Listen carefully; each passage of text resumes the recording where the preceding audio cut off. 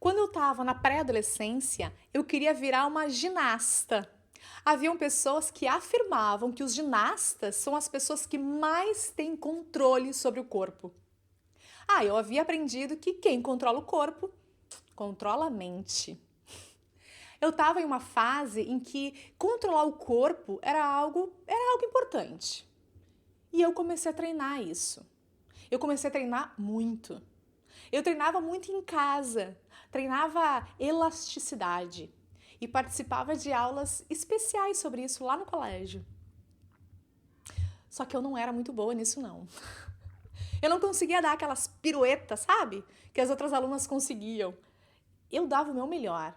Só que o meu corpo não parecia muito animado com isso, não. Eu lembro de me exibir pro meu pai, pra minha mãe, e eles acharem incrível o que eu fazia. Mas a verdade é que era pouco. Eu achava que eu tava indo até o meu limite físico, sabe? Eu cansava. Eu lembro de um treino em que eu quase desmaiei na escola. E no final, eu nunca consegui dar aquelas piruetas. Cada vez que eu falhava, eu sentia uma intensa decepção com a minha própria falta de força de vontade. Eu acreditava que isso era algo que eu deveria ser capaz de fazer. E como eu não conseguia, eu me irritava e ficava frustrada. Como crianças bem mais novas do que eu eram capazes de fazer aquilo e eu não.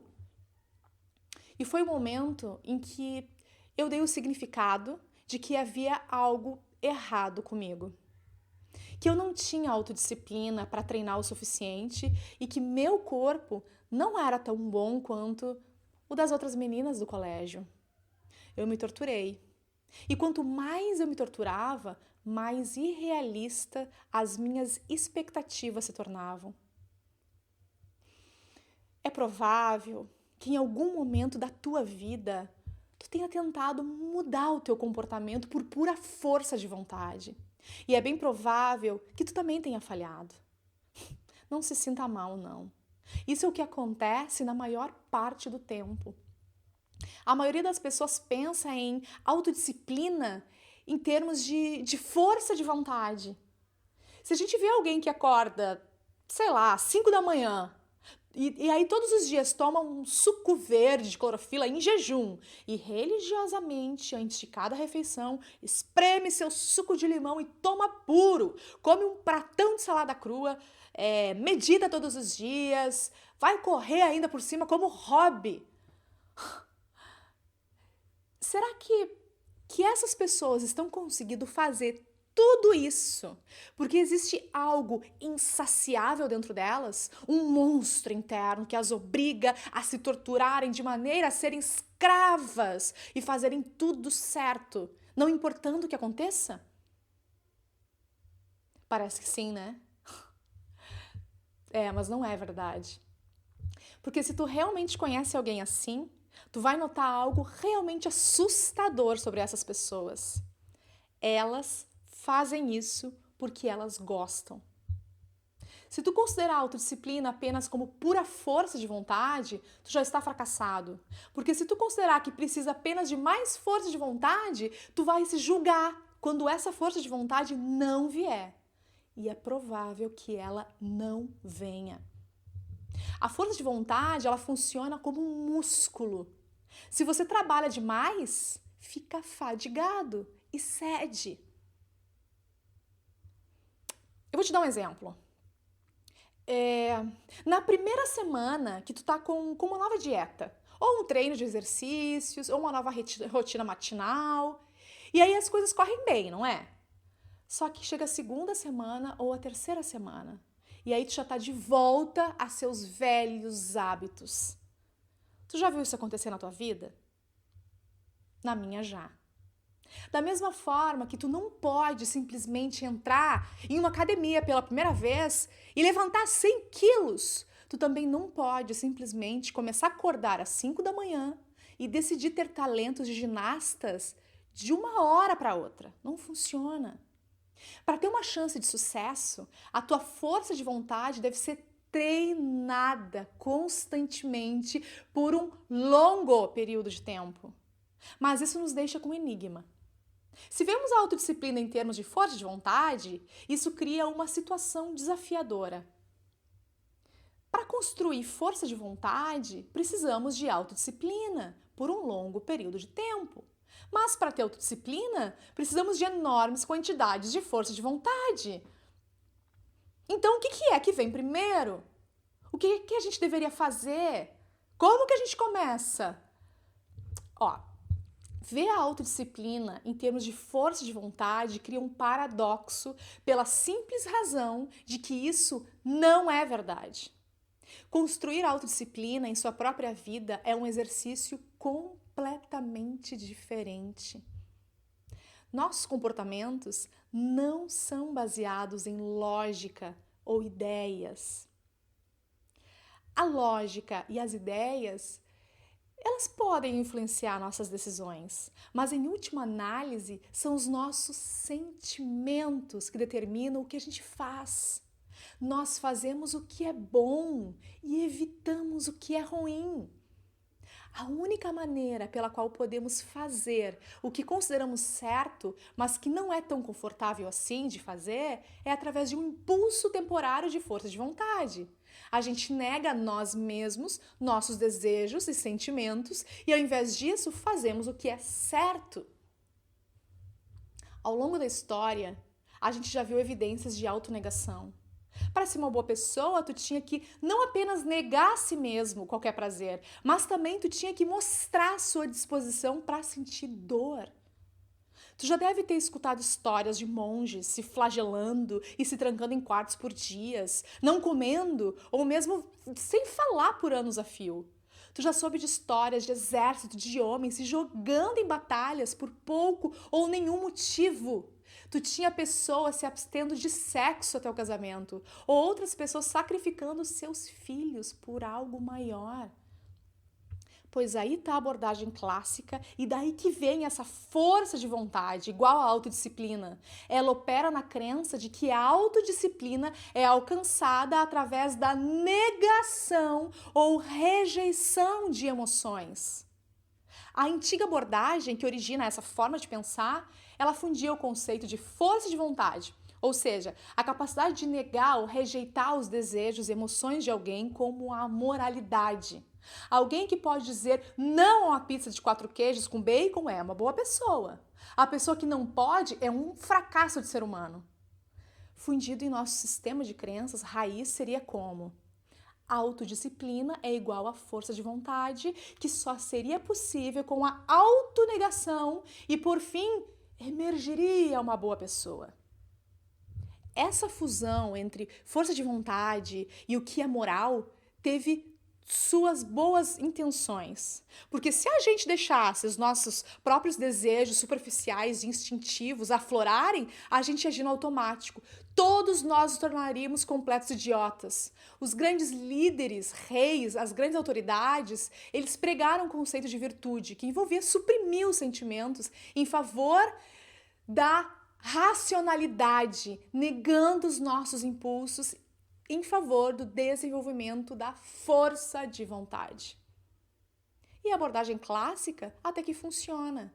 Enquanto se faz em uma sociedade mais estável, mas também ela nos atrapalha enquanto indivíduos.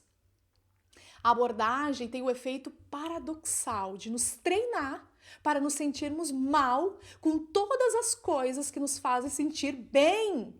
Ela basicamente procura nos ensinar autodisciplina ao nos envergonhar, fazendo com que a gente se odeie por simplesmente ser quem somos.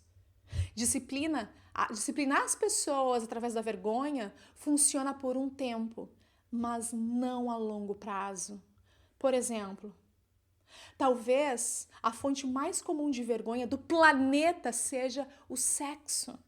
O cérebro gosta de sexo. A gente evoluiu biologicamente para desejar ele.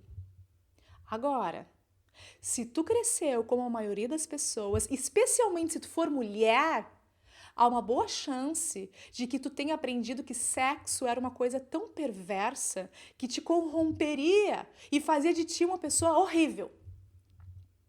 Talvez tu até tenha sido punido por querer isso, por falar nisso. Talvez hoje tu tenha sentimentos conflitantes em relação ao sexo. Parece incrível, mas também assustador. Parece certo, mas também de alguma forma parece tão errado.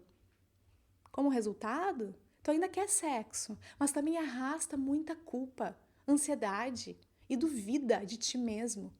Tu se sente desconfortável quando alguém fala sobre isso. E sente mais desconforto ainda quando tu precisa falar sobre isso. Essa mistura de sentimentos gera uma tensão desagradável dentro de uma pessoa.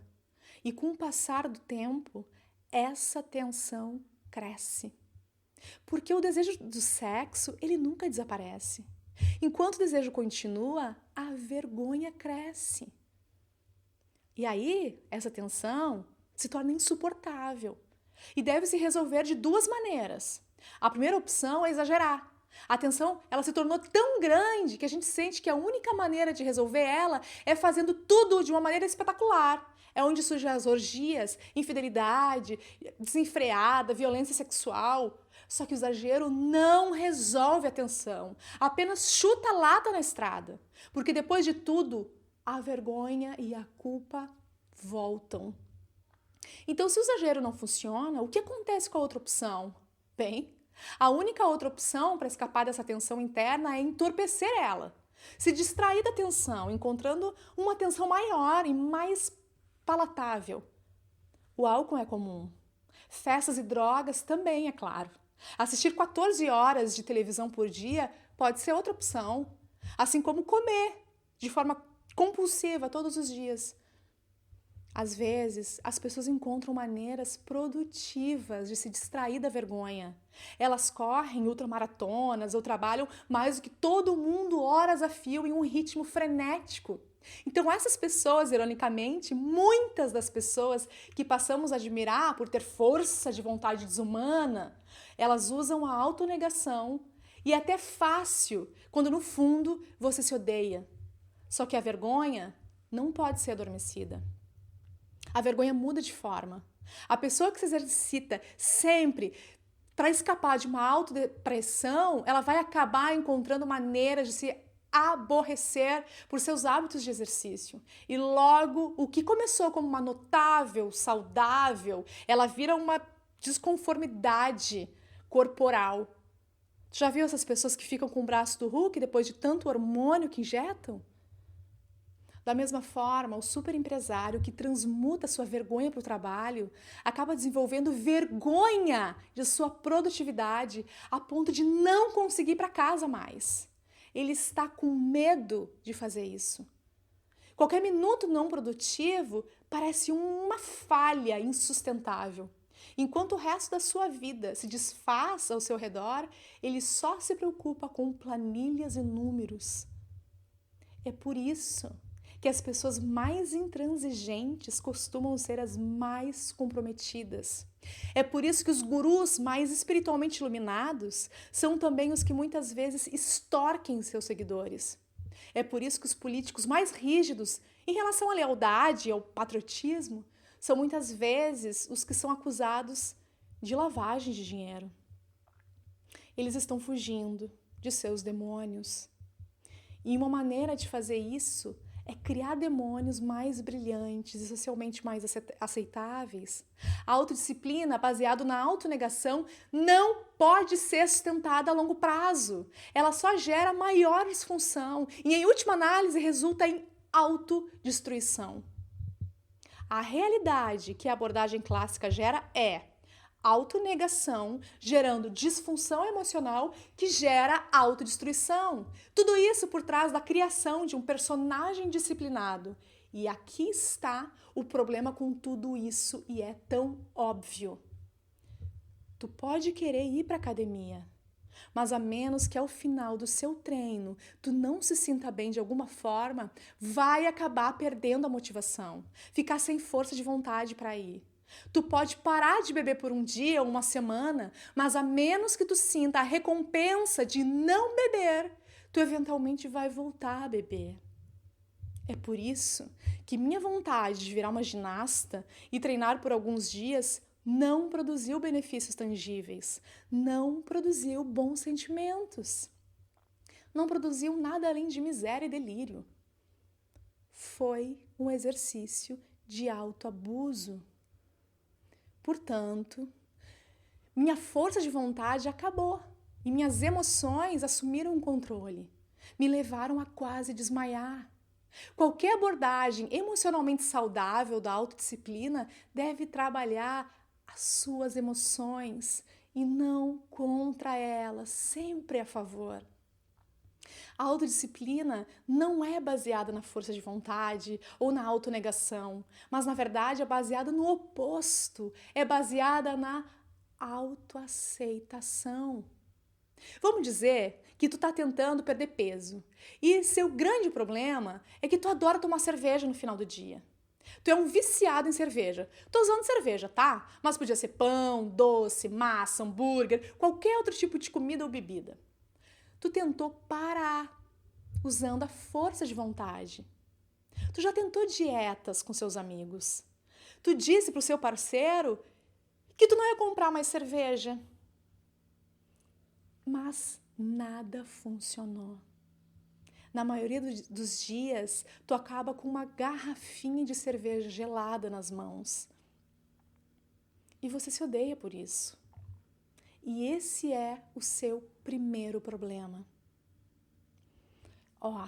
O primeiro passo para a autodisciplina é desvincular suas falhas pessoais das falhas morais. O caminho é você aceitar que tu cede às vontades e que isso não necessariamente faz de ti uma pessoa horrível. Todos nós cedemos às vontades de alguma forma ou outra.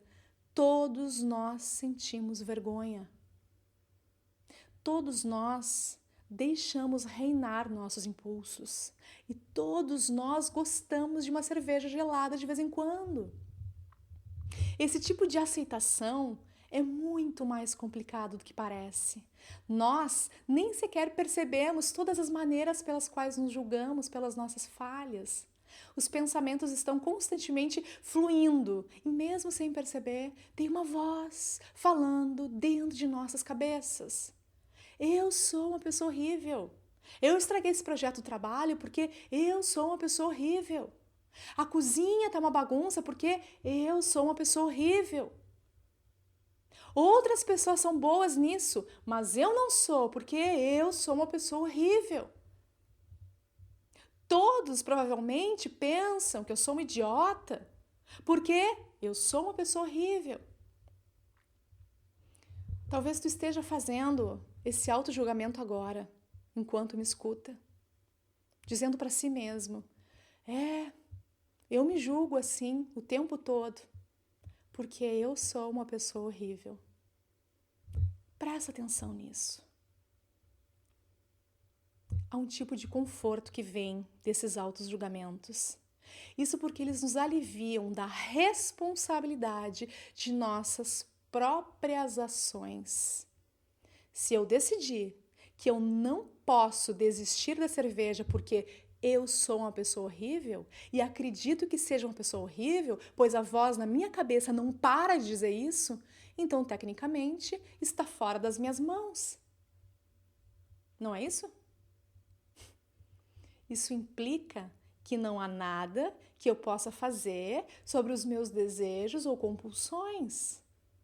Então, por que tentar? Por que tentar se eu sou horrível e a voz da minha cabeça está sempre falando isso?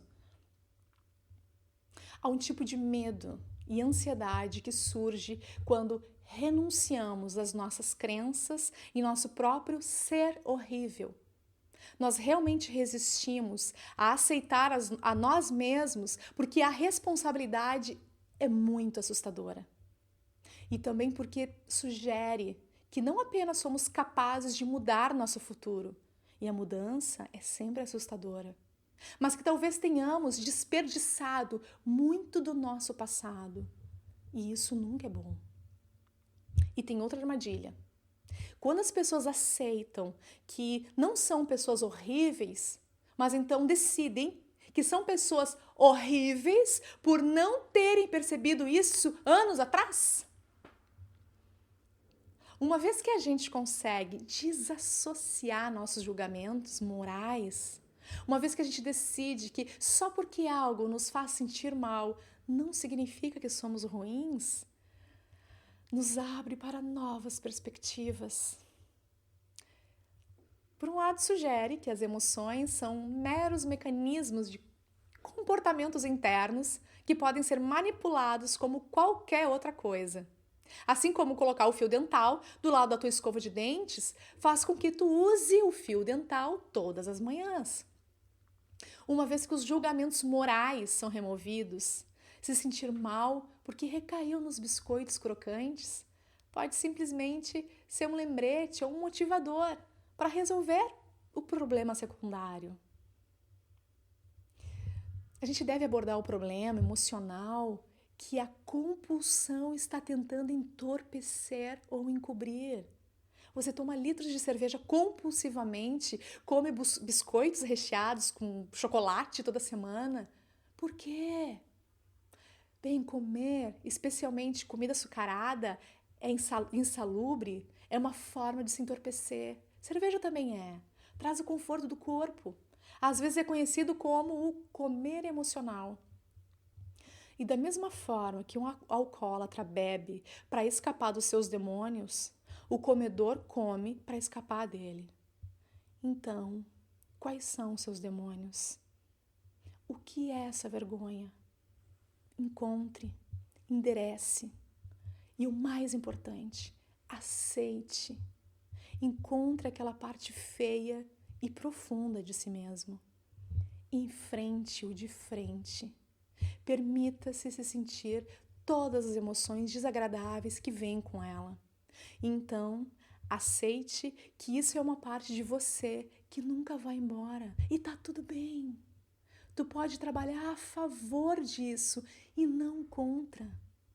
E aqui é onde a mágica acontece. Quando tu para de se sentir mal consigo mesmo, duas coisas acontecem. Não há nada para entorpecer mais. Portanto, de repente, aquelas garrafas de cerveja ou aqueles biscoitos com chocolate parecem sem sentido. Tu não vê razão para se punir. Pelo contrário, tu gosta de ti. Então, tu quer se cuidar. E o mais importante, percebe que é bom cuidar de si mesmo. Da mesma forma, o exercício físico, ele não se parece mais com uma tarefa impossível, que tu nunca vai estar preparado. Pelo contrário, tu vai sentir que repõe e melhora você. Esses bons sentimentos começam a aparecer, o que faz com que pareça ser sem esforço. Tu não precisa necessariamente fazer esse profundo trabalho terapêutico para ganhar autodisciplina. Simplesmente entender e aceitar suas emoções pelo que elas são pode permitir que tu trabalhe com elas e não contra elas. A responsabilidade social também funciona bem. É muito mais fácil meditar por um longo tempo quando tu tá com uma sala cheia de pessoas do que fazer isso sozinho. Sabe por quê? Porque quando tu tá em uma sala cheia de pessoas, tu não quer ser aquele que se levanta e sai depois de 3 minutos. A pressão social faz com que não meditar cause um problema emocional maior do que meditar durante todo o tempo. Mas tu também pode fazer isso através do reforço positivo. Tu pode encontrar maneiras de se recompensar por fazer o comportamento correto. Pesquisas mostram que, na verdade, é assim que novos hábitos são formados.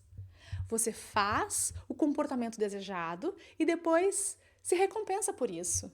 Uma vez que tu resolve grande parte da tua vergonha e cria situações para proporcionar maiores benefícios emocionais ao fazer o comportamento desejado do que não fazer ele. O resultado é a aparência de autodisciplina sem realmente fazer muito esforço. Tu acaba com disciplina sem precisar de força de vontade. Tu acorda cedo porque é bom acordar cedo. Tu toma suco de clorofila em vez de tomar um milkshake porque é bom tomar o suco e se sente mal com o milkshake. Tu para de mentir porque é pior mentir do que dizer uma verdade importante. Tu se exercita porque se sente melhor se exercitando do que ficando horas sentado no sofá.